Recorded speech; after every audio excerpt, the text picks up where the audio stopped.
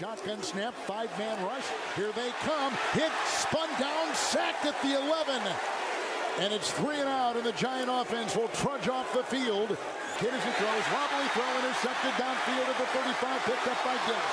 Breaks a tackle, comes up now to the 40. Got a block at the 50. Running to the near side, the 45. Another interception, the third Jones turnover. Seattle's defense has done it again. Quandre Diggs with the pick that time. Splits is on. Jones is hit, sacked for an 8th time. Dropping back in the gun. No place to run or hide. Back at his own 26. 27-yard line of New York. He was stuck on the hash. 8 sacks for Seattle. 4th down, and here comes the Giant punting team. 4th and 31.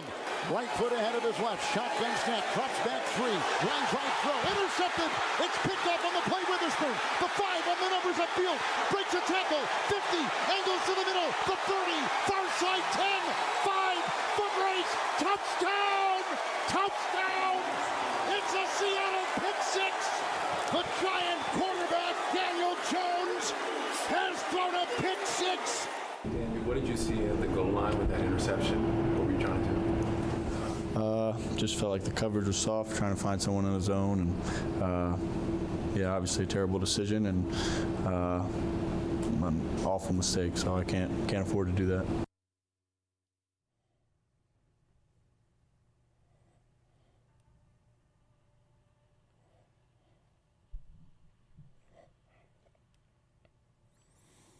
Good morning, Kansas City. This is the Border Patrol on Sports Radio 810 WHB. Stephen St. John and Nate Bukaty with Marco Marquez.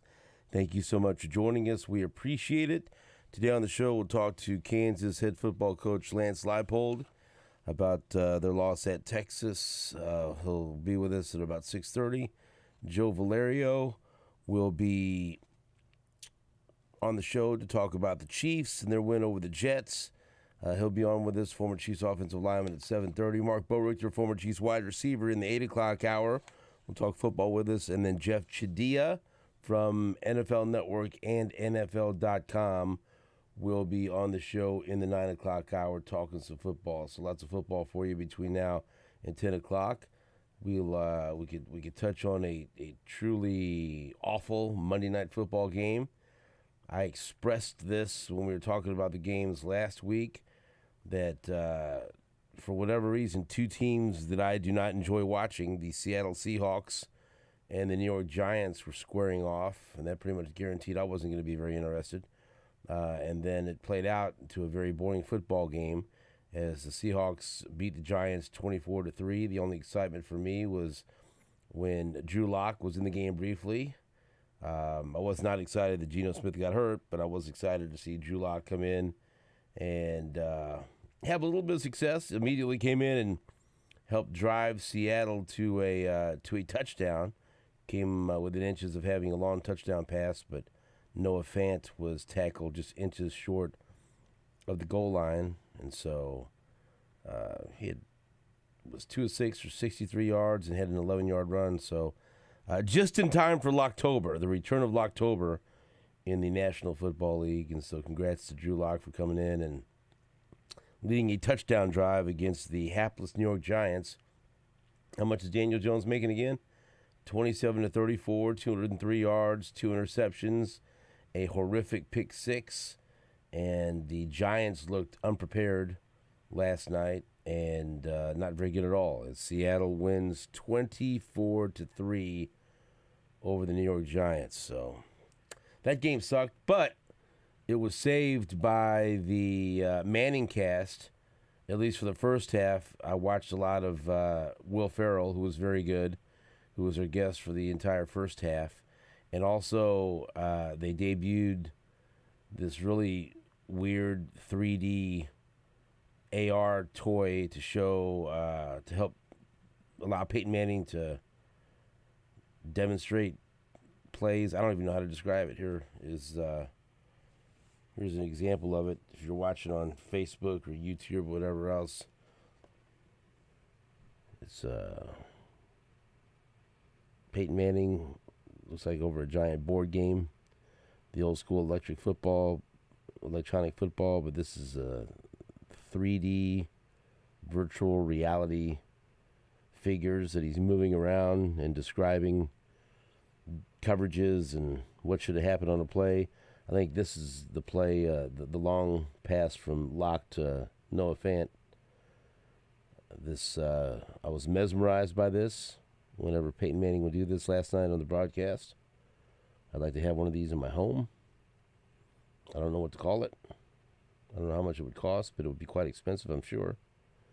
And so whenever Eli Manning had his mouth wide open, it looked like he was stunned by this as well. And so that's pretty much the highlight of the game. Drew Lock's brief appearance, and then Peyton Manning breaking down plays on this virtual reality board. So he moves the players around. How in the hell is this? How's he doing this? I'm not smart enough to figure this out. All these little players are running on his table. There's one guy for the Giants that's running in place, but he looks like he's faced in the opposite direction, like he's like Shaggy and Scooby when their legs are spinning, but he's not going anywhere. You guys like this? This is pretty awesome. Were you guys watching this last night? Look at that. I didn't get into the Manicast till the second half, so I saw you tweeting about this. Good time to tune in right when Will Ferrell leaves. I know.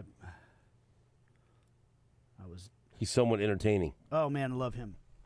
I was out running kids to practices and all that stuff, so I had to listen to the radio. I was a public address announcer for varsity and JV softball for 4 hours. And then I went home and watched Will Ferrell, so it was a good night. Oh. I sat in the same chair for too long, though. You know, one of those, whatever word good call those. Ergonomic chair at the... No, not an ergonomic chair. No. No, it was not. But it was a good night out at the ballpark. Man, just like that. That was Selena's last home game. Oh, wow. Already? Yeah. Man. Oh, there's been a lot of games, man. But time just flies. tonight she plays in Lee Summit. They have a game at home on Wednesday, but it's not a JV game. Then they finish off Monday at Raytown South.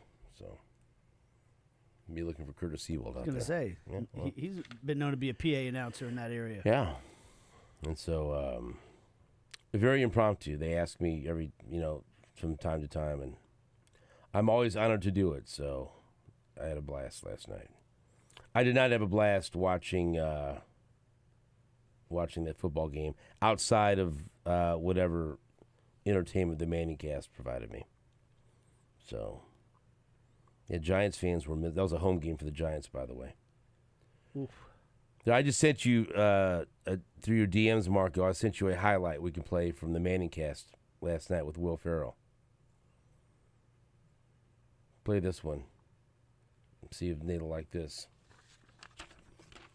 Will Ferrell with us. Will, you've impersonated a lot of famous people, but I actually have to show you a Will Ferrell impression when we have a chance here. I want you to get your thoughts on this.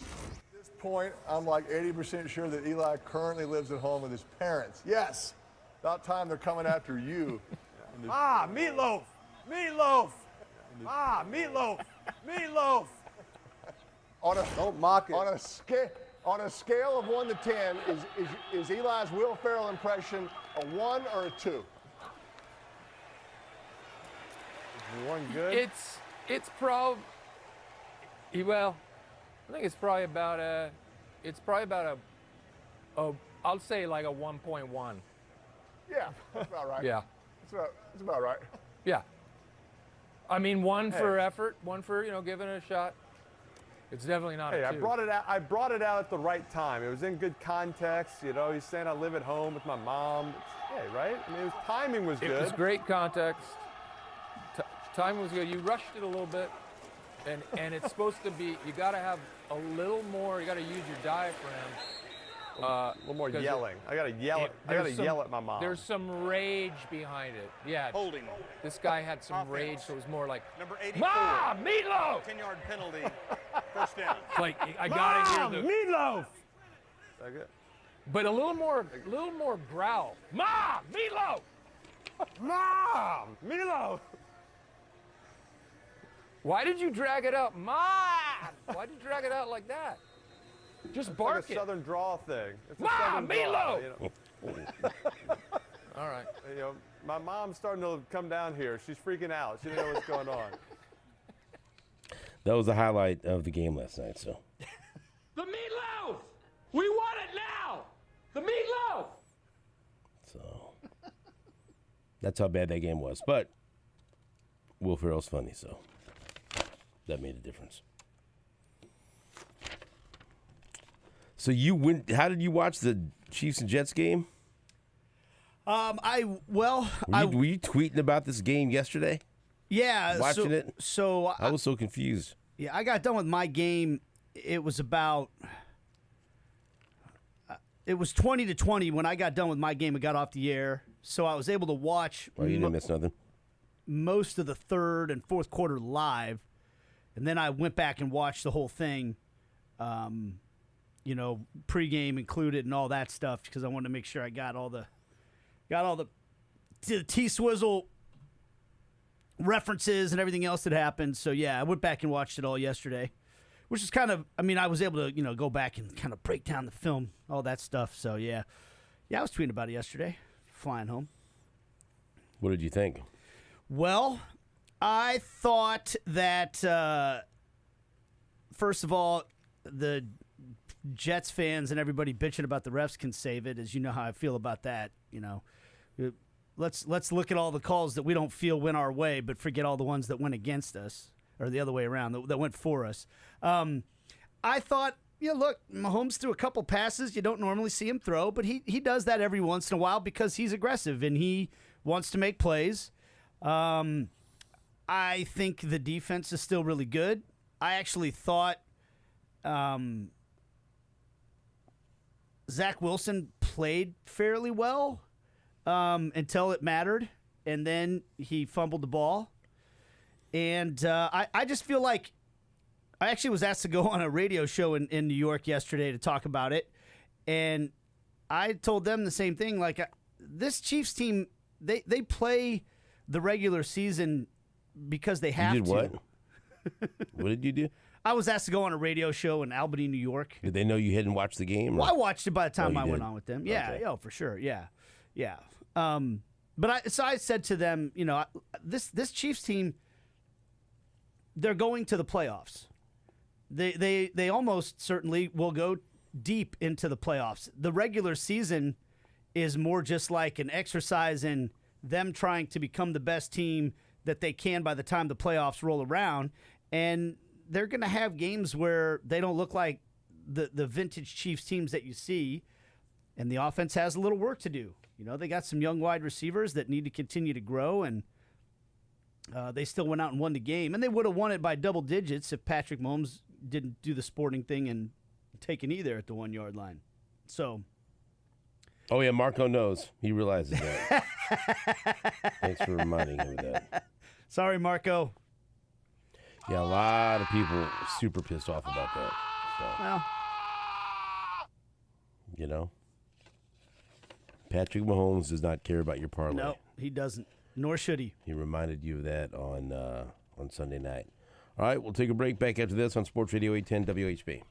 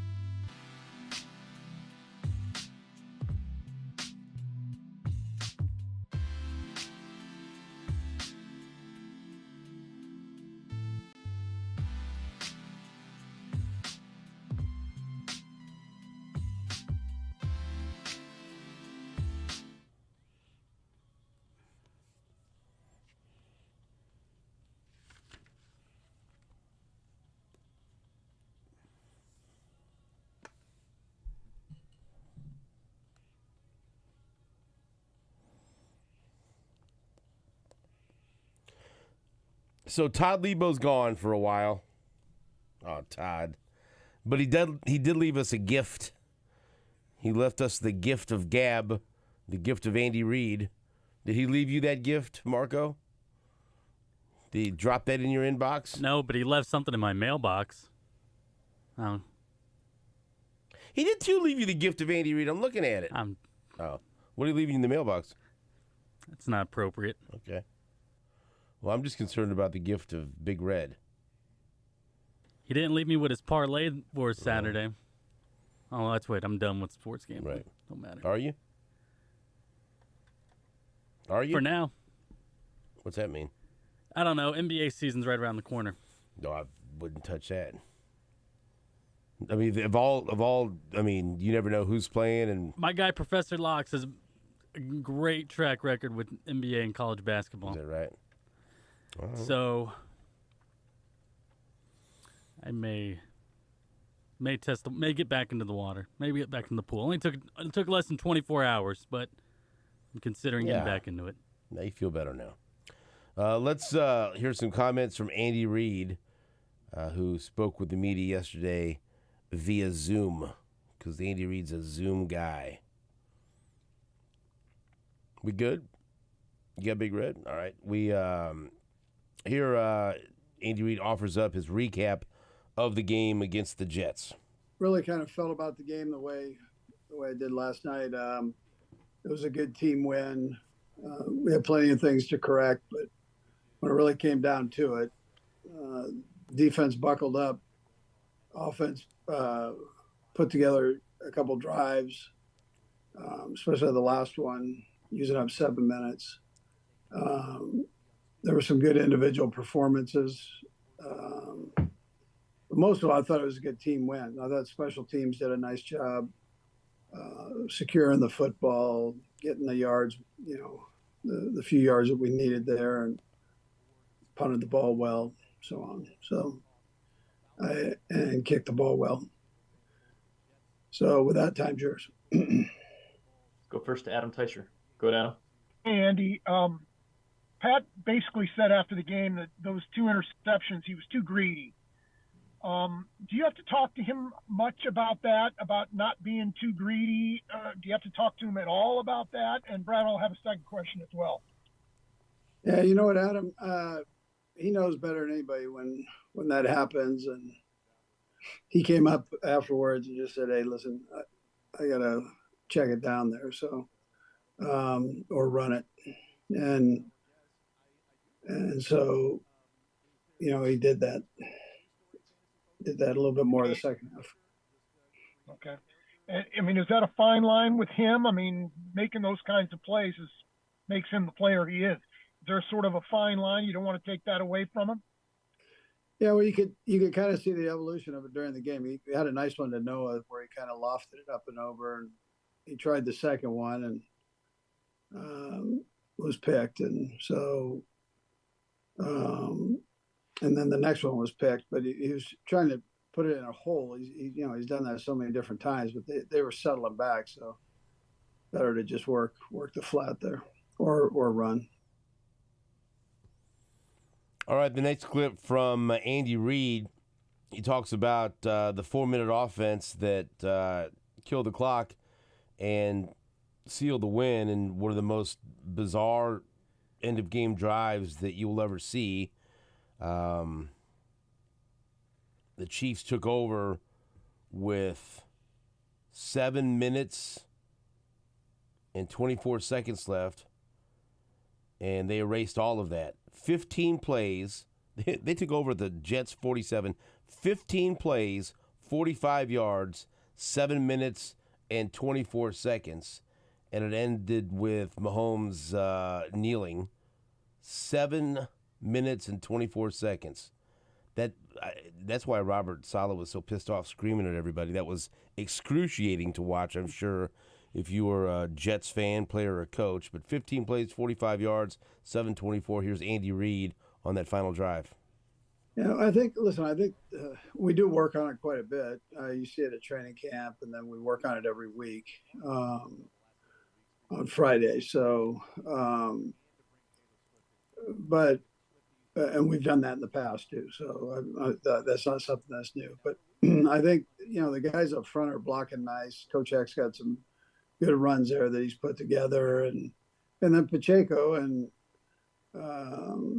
really all three of them. Pacheco, 25-1. They're all running hard and good. They're seeing things. So it's been a positive thing, that combination. And you probably include the tight ends on that because they're in on a lot of those. Hey, Coach, obviously you guys got off to a really hot start and then things shifted. I was wondering, in your look back at the film, was it something that the Jets adjusted, or was it more internally on your end where maybe there are more things you can clean up self-scouting wise?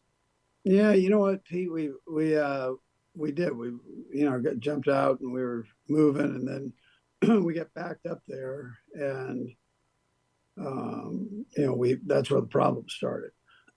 Then field position kind of changed. The turnovers took place, and we gave them an opportunity, and that's what they needed. I mean, we let that old saying is you let them up when they're down. So we did that, and we knew going in that you couldn't turn the ball over. We knew that, and then that happened, and then we had to kind of regain ourselves, and that's a hard thing to do in the National Football League, is kind of regain it from that position. So when you're up, down, now you got to get back up again. In the second half, they came out, they scored with the first possession, and then I thought our defense just put the hammer down there, and even with a couple of times not great field position. So, but they just that kind of recharged everything. And then Pacheco and some of his runs, and then Pat had a couple of nice throws in there, and the old line got rolling, and it got out of the little funk that we had going. And so, it finished up good. Hard place to play and hard way to win a game, but you've got to be able to do that, and we were able to do it. We just need to get rid of the other stuff in between, and we'll be better off. I feel your pain, Andy Reid. He's battling that voice that gave out on him during the post-game press conference, and his wife had to come to his rescue with a nice, cool bottle of water to help him get through it. But I was going through that on the said back-to-back remotes on Thursday, and then Friday was homecoming. Pius lost. I was mad. But then Saturday screaming at the Canelo fight, and then Sunday on stage at P&L. I was battling my voice yesterday, but not as much as Andy. Andy needs a Ricola. Ricola! And then, right. See, even I'm still, if I talk too loud, it breaks up. Yeah. I'm getting there. Perhaps give Andy Reid some honey. Yeah. Right? There's that hot tea called Throat Coat. Yeah, that's pretty nice. Exactly what they call it. Yeah. You want some of that? Oh yeah, we can get I you get a lot of that. I promise you that. I use Entertainer Secret. Oh yeah, that's right. Spray. That's good. You said that works pretty good, huh? It does. Yeah. I don't know if it's a placebo effect or whatever else, but when because we saw a commercial, the first time we saw it was the documentary about Ariel, the guy that took over as lead singer for Journey. Yeah. Ariel Pineda, and he talked about all the things he did to take care of his voice, and one of the things was the Entertainer's Friend or Entertainer's Secret. I can't remember what the hell it was. But there's a spray. He said that he in between, shaped like a little tuxedo, or like the bottle looks like a little tuxedo. Yeah. I remember you bringing that into studio. Oh, but I've never tried it. It works. I need to at get least some. I don't know. I thought it worked. It worked for me. Entertainer's Secret Throat Relief Spray. This directed spray allows for more efficient and precise delivery to the back of the throat and vocal apparatus. What the hell is? Why do you think? What's so funny? No. It's just making me giggle. I don't know. Look at that. Yeah, I remember you bringing that. It's got a good apparatus at the top. I don't know whether it was for Father's Day or Christmas or my birthday or something. One year, the kids bought this for me. Yeah. Because I was talking about it, and we saw, and like there's some commercial with this guy's trying to sing. He's like, and then someone goes, entertainer's secret, like it's a secret, and they give it to him. Oh, and he goes, oh. But I like the fact that they were like, it's a secret, right? Entertainer's secret here. Like, That's- don't tell anyone else. Yeah. Tough It's to a secret. market something that's supposed to be kept a secret. I have to find this. I remember you bringing it into the studio and you'd take a couple of squirts. Oh, I feel so much better. Because now. I don't know. Loosens the throat up is what you're I saying. didn't say that, did I? I don't remember. Back after this on WHB.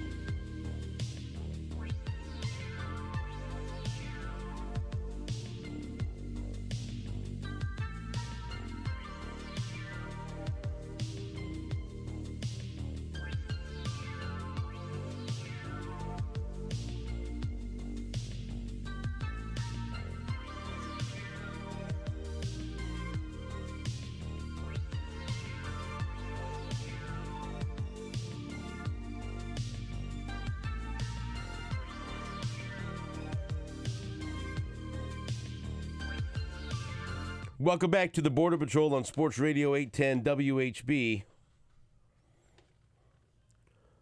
Later on, Joe Valerio, Mark Boerichter, and Jeff Chidia from NFL Network and NFL.com. But right now, Kansas head coach Lance Leipold. Coach, good morning. How are you? Good morning, gentlemen. Doing well. How are you? Doing very well. Thank you so much for joining us. We appreciate it. No, wasn't the result you were looking for down in Texas.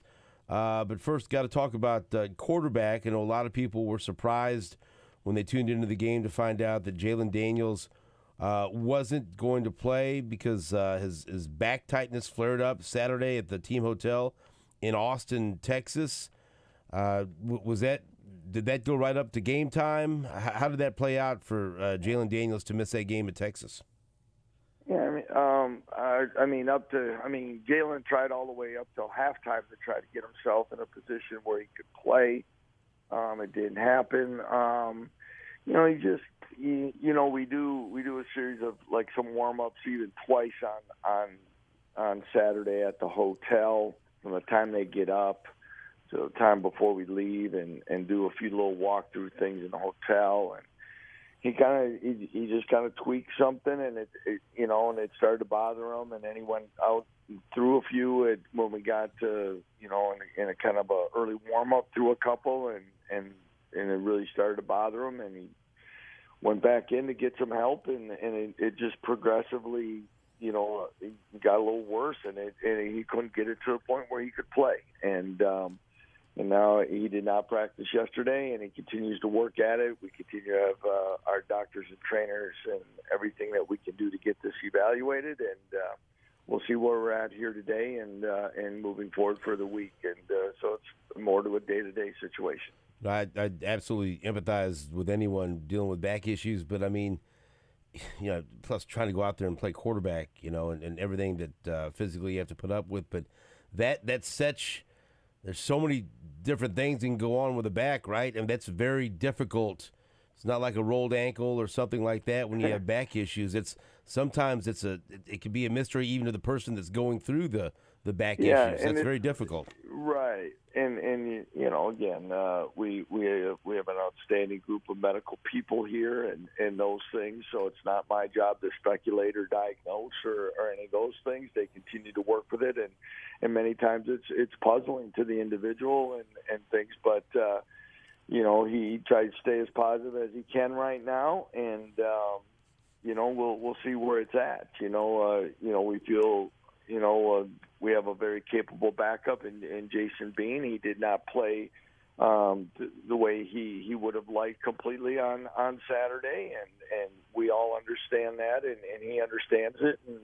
And to get thrown into the starting role like that is a difficult situation for anybody, and especially against a quality team like Texas. And I don't think we ever hit our, offensive rhythm that we've been able to have in any game, and part of that is maybe due to that, and the other part is that's a very good football team, and to play down at their place. But all said, I think we battled. I think we showed some things, but again, we didn't get enough stops, and we didn't make enough big plays, especially in the first half, and then we had a chance in the third quarter on a 4th and 1, and Jason made the right read and pulled it, but the ball ended up on the ground, and then they got the momentum and took it from there.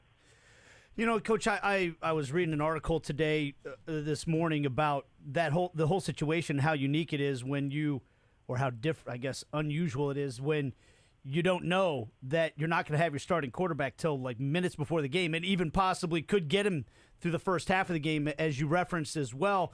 We hear even at the NFL level about how hard it is to get reps for the backup quarterback because there's only so many times, there's only so many snaps you get in practice. Do you feel like you need to tweak how you handle that going forward, considering the recurrence of this injury? Now it gets more, it's more interesting because how do you, and we went through this last year. How do you practice two guys, and they each have different things. There's not a major difference, but of what we do. But there's packages that fit each guy.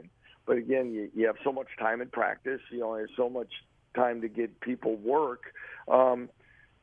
We've talked about it. I think probably before on here. We really like the way we practice in fall camp and spring ball. That gives a lot of our players opportunity.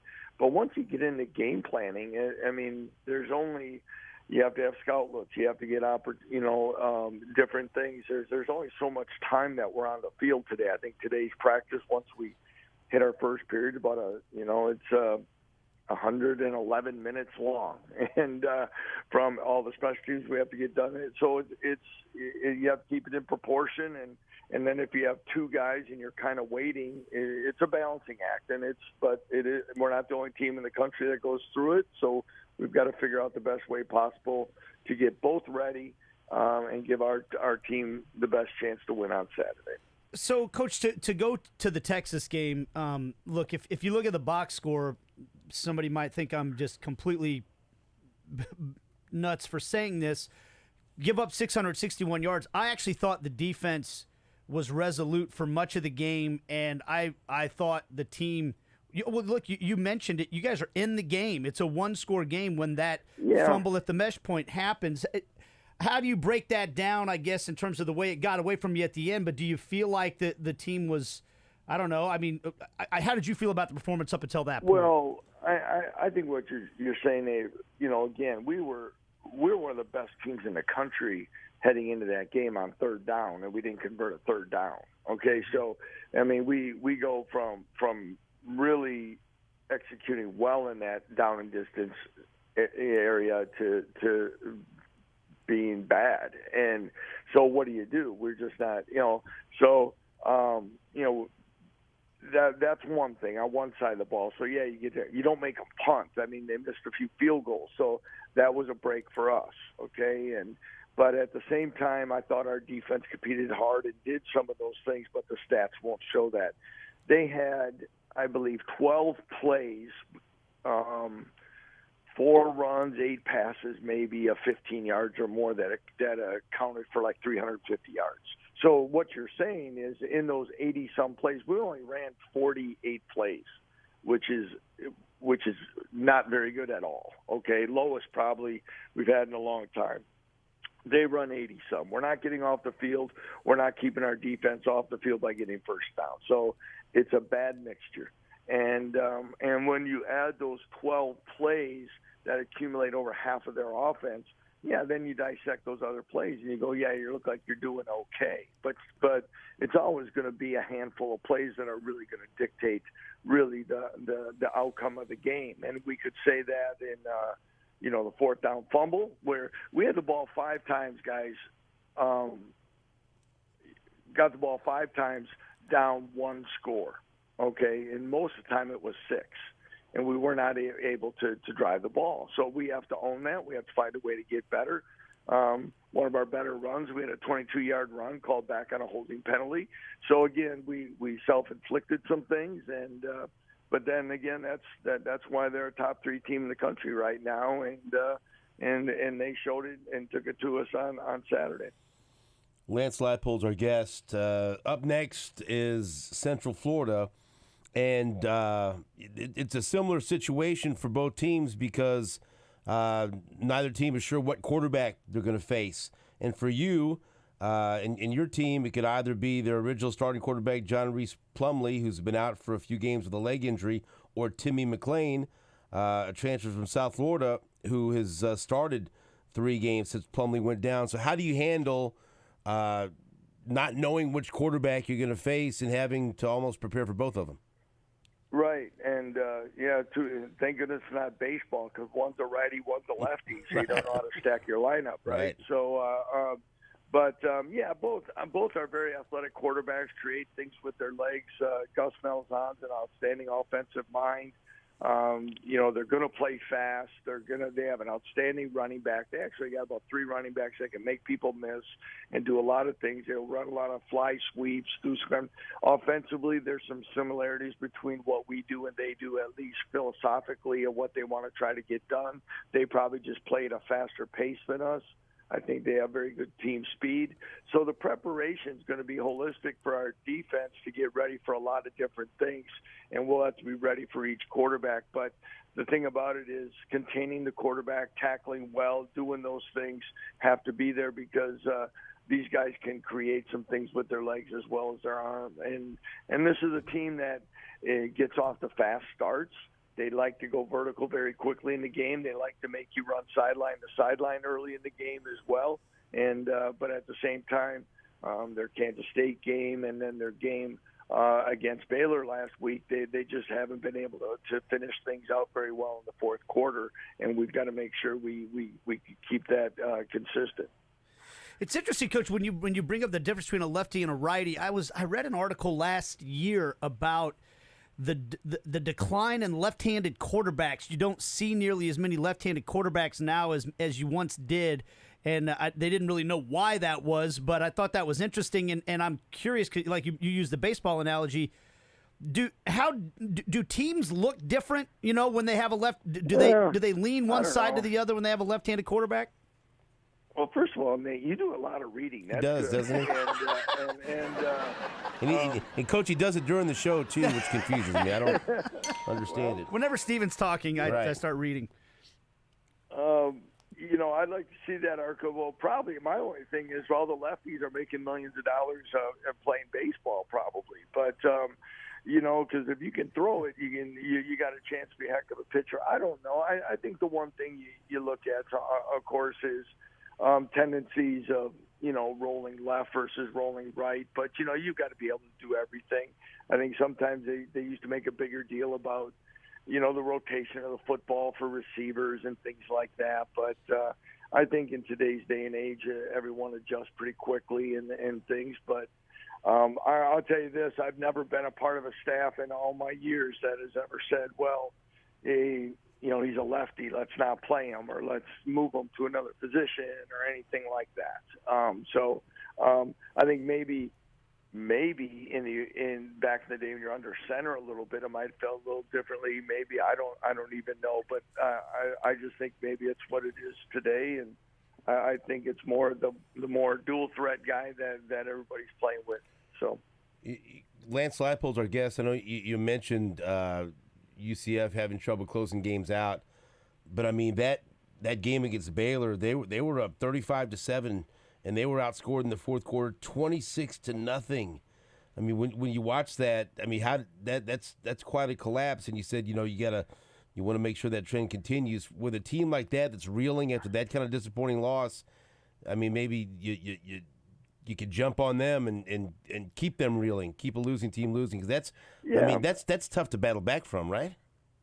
Well, yeah, you don't know what's inside their locker room and their walls that they're building right now, but also they've been very close in these situations, and they're new to this conference, and their coaching staff and players have a lot of pride, and they're going to come in here fighting and scrapping and determined to get it corrected and all of those things. So it also could make a team pretty dangerous, and they feel that they put this whole thing together, how good they can be, because they went out to Boise and beat a good Boise State team, and so it's, again, like we said before, it can always come down to a handful of plays. Unfortunate for them is, the wheels fell off in the fourth quarter. And sometimes, you hope you never get into that. But when momentum shifts and it rains, it pours type of thing, and you're trying to hang on and get it flipped, and it just gets away, and that's what happened to them. And credit Baylor for a heck of a road comeback. Well, Coach, I'm looking at the weather, and it looks like fall is actually finally going to start this week, and I think that the highs are supposed to be in the 60s for that 3 o'clock kickoff Saturday, so should be a beautiful day in Lawrence. Hopefully it's a great crowd, and I know it's a big game, so thank you very much for the time, and good luck on Saturday.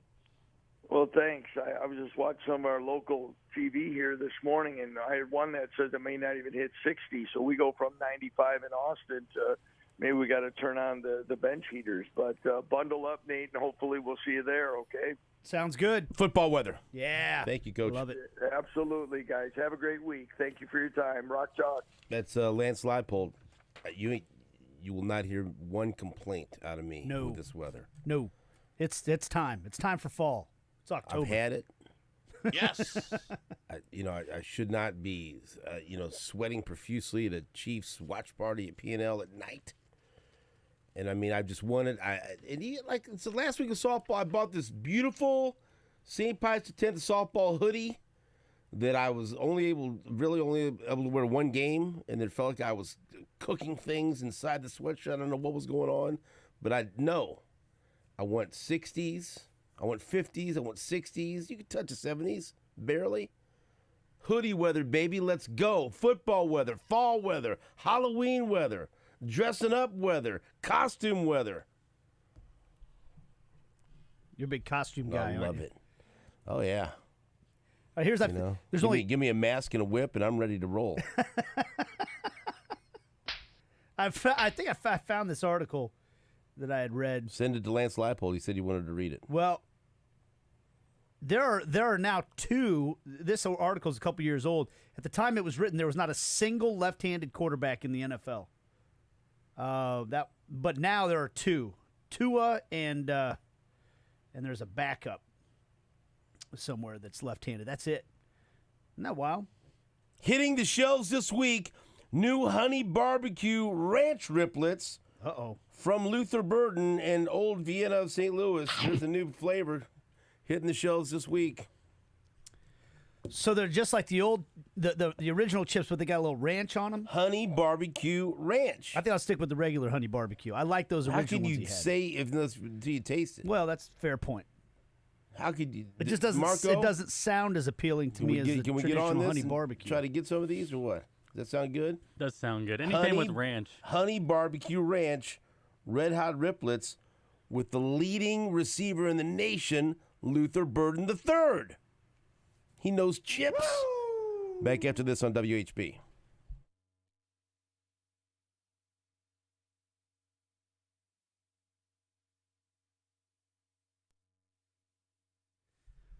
Hey, the NFL season is going strong, and if you're like Marco and you need to get a little...